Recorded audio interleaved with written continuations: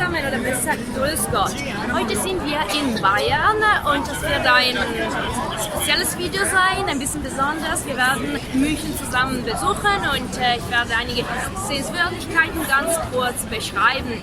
Also München wird auf Bayerisch Minja genannt. Okay, natürlich gibt es in Bayern viele verschiedene Sprachwendungen, viele verschiedene Dialekte. Also der Name hier in Bayerisch auf Bayerisch ist Minja. München ist natürlich die Landeshauptstadt Bayerns. Okay, wir wissen schon, dass Bayern das größte Bundesland in Deutschland ist. Und München ist die drittgrößte Stadt nach Berlin und Hamburg. Es gibt mehr oder weniger 1,5 Millionen Einwohner, das sind so viel. Das ist ein Zentrum der Kultur, das ist ein Zentrum der Politik, der Wissenschaft, der Medien auch. Also jetzt werden wir einige Sehenswürdigkeiten zusammen besuchen. Und hier ist der Marienplatz, ganz berühmt, weltberühmt, ganz typisch. Also hier schlägt Münchens Herz, wir können so sagen. Mit dem neuen Rathaus ist es das weltberühmteste Zentrum der Stadt. Täglich gibt es auch das Glockenspiel, das ist ganz typisch, das ist ganz lustig und alle Touristen warten auf diese Zeit jeden Tag.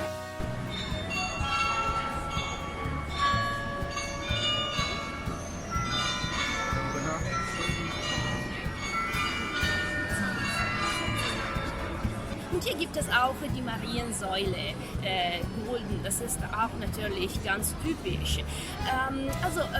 Der Marienplatz ist wie eine Kreuzung von der Ost-West-Achse, also zwischen Isartor und Karlstor und der Süd-Nord-Achse, also zwischen Sendlingentor und Schwabing. Das ist wirklich, wirklich sehr schön.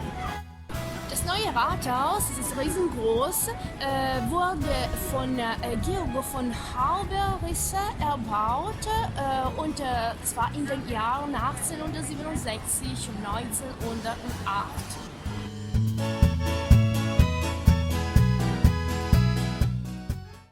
Der gotische Dom und die Stadtpfarrkirche zu unserer lieben Frau, das ist der Name.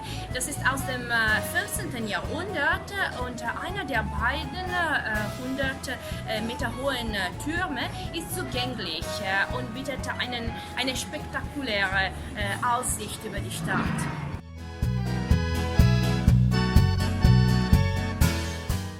In Deutschland und natürlich auch in Bayern gibt es viele verschiedene Bräuhäuser, aber das Augustinerbräu München ist ganz typisch hier in München natürlich und die Farben sind natürlich blau und weiß, die sind auch die Farben vom Land, okay, von Bayern.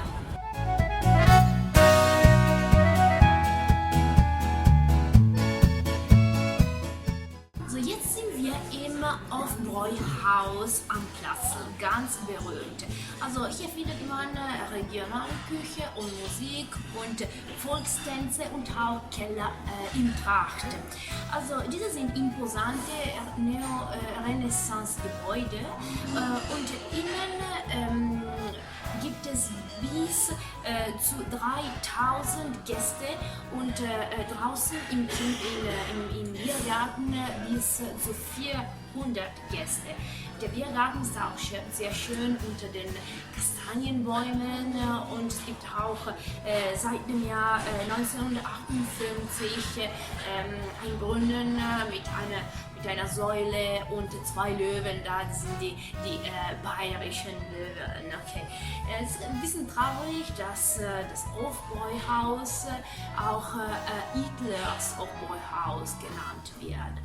Und das ist wegen seines Gesprächs hier am Anfang des Aufstiegs von der nationalsozialistischen Deutschen Arbeiterpartei, also vom Nationalsozialismus. Aber die Geschichte vom Hofbräuhaus ist länger und interessanter und es gibt so viele Sehenswürdigkeiten und die dass wir genießen und lieben können, okay, dass wir, okay, vom Platz, es ist HB-Bier.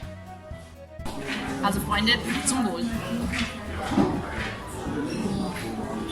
Ausgezeichnet. Das ist der historische Festsaal, ein Prunkstück des Bierpalastes. Nach 2 Bombentreffern wurde der Saal fast zerstört. Es war im Jahr 1944 und danach im Jahr 1958, kurz nach dem Wiederaufbau, zerstörte ein Brand den Festsaal noch einmal. Aber heute ist es total schön und hier gibt es auch eine Ausstellung, eine HB-Ausstellung, also eine Ausstellung vom bayerischen Bier. An den Wänden verweisen Fahnen auf die Herrschaftsbereiche, die einst Bayern gehörten. Hier finden große Veranstaltungen und Feste statt. Fast täglich gibt es für Münchner und Gäste aus aller Welt traditionelle Volksmusik.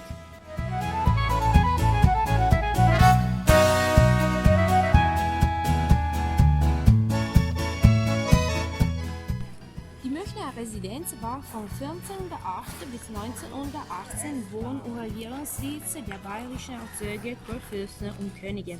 Eine Burg im Nordostecke der Stadtbefestigung verwandelten die Fürsten im Laufe der Jahrhunderte in einen prunkvollen Herrschersitz und dehnte Hofgärten in die Stadt hinein aus. Die Residenz birgt heute einen der größten Museumskomplexe Bayerns, kulturelle Institutionen und das Cuvier-Theater. Also die Residenz ist der größte Innenstadtschloss in Deutschland.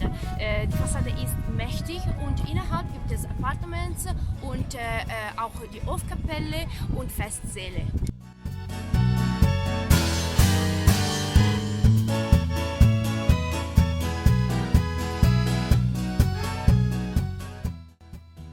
Hier ist der Odeonplatz. Hier lebt oder überlebt la Dolce Vita in München. Also die Kirche ist im italienischen Spätbarock und dann die Loggia nach Florentiner Modell.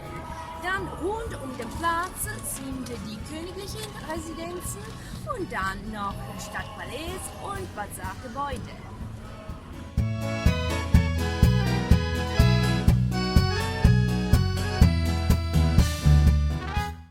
Der Ratskeller ist seit Jahrzehnten im Begriff Münchner Lebensart und ein gastronomisches Jubel mit 1100 Plätzen und 15 Räumlichkeiten im Herzen von München.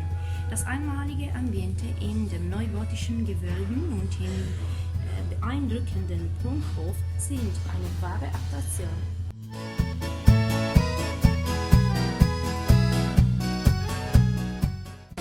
Peter oder Alter Peter, Peterskirche, das ist die älteste Pfarrkirche hier in München.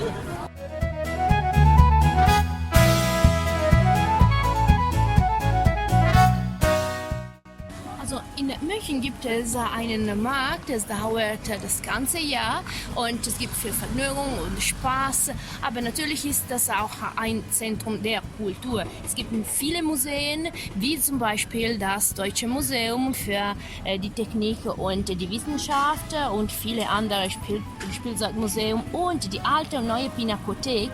Also die alte Pinakothek ist eine der bedeutendsten Galerien der Welt. Das ist am Königsplatz. Und es gibt alte Malerei vom 14. Jahrhundert bis zum 18. Jahrhundert, mehr oder weniger. Mehr als 700 Gemälde. Und die neue Pinakothek ist ganz besonders, ganz speziell wie ein Labyrinth. Und da gibt es Gemälde von der Aufklärung bis zum Beginn der Moderne.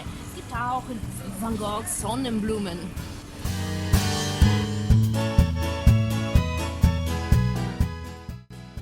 Jetzt sollen wir nach Hause, aber wir bedanken uns bei dieser wunderbaren Stadt und vielen, vielen Dank auch euch allen. Ich hoffe, es war Spaß für euch auch und wir sehen uns wieder mit meinen neuen Videos und auf Ad Majora. Vielen Dank und tschüss, bis bald!